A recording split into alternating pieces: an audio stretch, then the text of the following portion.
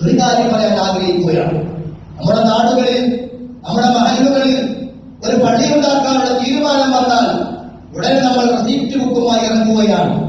അല്ലെങ്കിൽ വിദേശ രാജ്യത്തേക്ക് നമ്മൾ കത്തുകളയക്കുകയാണ്. ആരാണ് അത് ചെയ്യുന്നത്? ഒരു മഹല്ലിൽ 50 or 60 വീടുകളുണ്ട്, അല്ലെങ്കിൽ 30 or 40 വീടുകളുണ്ട്. ഓരോ ആളുകളും അവനവന് വേണ്ടി വീടുണ്ടാക്കിയിട്ടുണ്ട്.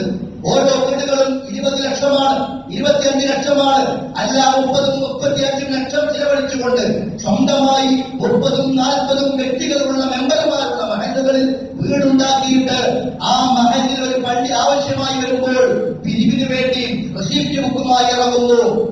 ഒരു നിർദ്ദേശമാണ്, ഓരോ ആളുകളും 30,000 വീതമെടുത്താൽ 40 മെമ്പർമാരുടെ മഹല്ലിൽ ഓരോ വ്യക്തികളും അല്ലാഹുവിന്റെ ഒരു ഭവനം നിർമ്മിക്കാൻ ഞാൻ 50,000 എടുക്കാൻ തയ്യാറാണെന്ന് പറഞ്ഞാൽ ആ പള്ളിയുടെ ആവശ്യത്തിന് വേണ്ടി ഒരാളെ നമ്മൾ കൈ നീട്ടേണ്ട ആവശ്യം വരുന്നില്ല, ഒരാളിലേക്കും കത്തയക്കേണ്ട ആവശ്യം വരുന്നില്ല. നമുക്കും വേണ്ട പ്രതിഫലം